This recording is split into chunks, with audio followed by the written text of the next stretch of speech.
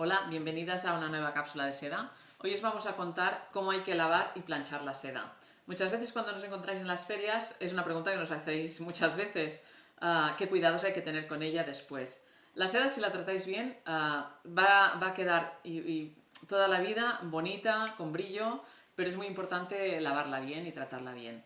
Entonces, siempre recomendamos el lavado a mano antes que llevar a la tintorería. Se puede hacer, pero la tintorería utilizan productos químicos que con el tiempo pueden degradar el tejido. Entonces, es muy importante el agua. La temperatura del agua tiene que ser o fría o tibia. ¿Veis? Aquí tengo un fular, ah, ¿vale? Que nosotras hemos pintado, está fijado ya y ahora, de hecho, todos los lavamos y ahora este lo voy a lavar también. ¿Qué jabón? Nosotras como lavamos mucha seda, tenemos un específico para seda, pero sirve cualquier jabón para prendas delicadas. Y en el caso de que un día tengas que lavar algo y no tienes nada de este tipo en casa, puedes usar un jabón, un champú de pelo, especialmente un neutro, para niños o así, que sea suave. Porque la estructura del pelo y la de la seda son muy similares. Entonces, lo que no quiere la seda es quedarse mucho tiempo en el agua. Aquí yo tengo agua que he preparado y ya lleva un poquito de jabón, ¿vale? La sumerjo, hago un lavado así. ¿Por qué no tiene que quedarse en el agua mucho tiempo? Por dos razones. Una, porque la seda es muy resistente, pero cuando está en el agua pierde parte de esta resistencia y es un poco más frágil. Y luego porque puede ser que el color, que aunque esté fijado y que son colores que se van a quedar siempre, pueda migrar o una parte del color pueda migrar de un sitio a otro. Entonces, lo mejor es que no esté mucho tiempo, que sea una cosa pues rápida, que estés ahí, pim pam, ¿vale? Rápido. Yo ahora voy a cambiarlo de bol para... ¿Vale? Vale. Ya lo he cambiado de bol. Y entonces aquí ya tengo para el aclarado. Y lo voy... Vale, veis que está lleno de agua. Yo lo voy a escurrir, pero muy poquito. Porque si lo escurro así, lo que voy a hacer es marcarle unas arrugas que luego va a ser muy difícil de quitarle y además va a sufrir la seda. Por lo tanto, lo hago solo así. Voy a retirar esto. Y lo que vamos a hacer ahora es estirarlo en una toalla. Nosotros tenemos una toalla ya de estas viejas, que es la que usamos siempre para hacer esto. Y lo que voy a hacer es tenderlo encima de la toalla.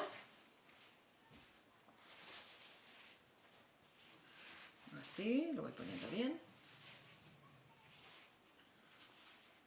No pasa nada porque luego si queda alguna ruda, como vamos a planchar, va a quedar todo bien. ¿Vale? Pero lo que queremos ahora con la toalla es quitarle el exceso de agua.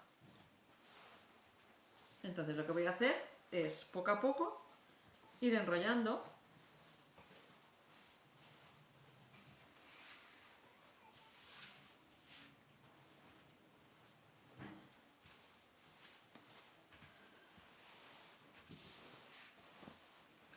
¿Vale? Ya veis. ¿Esto qué va a hacer? Va a quitarle el exceso de agua. Va a quedar húmedo, pero le va a quitar el exceso de agua de forma que yo podré ponerle en la plancha. Tengo aquí la plancha preparada. La temperatura de la plancha es otra cosa también importante. Lo mejor es un poquito más de temperatura media o un poquito más de lo que marca de seda. Porque la seda es un poco bajita y sobre todo como está húmedo, si no le cuesta un poco de... No sé si se nota, pero ya se ve distinto. Ya se nota que está mojado, pero que tiene humedad, que no está mojado ni empapado como antes. ¿Vale? En este punto yo ya me lo pongo aquí y voy a plancharlo. Siempre es mejor planchar del revés, ¿vale?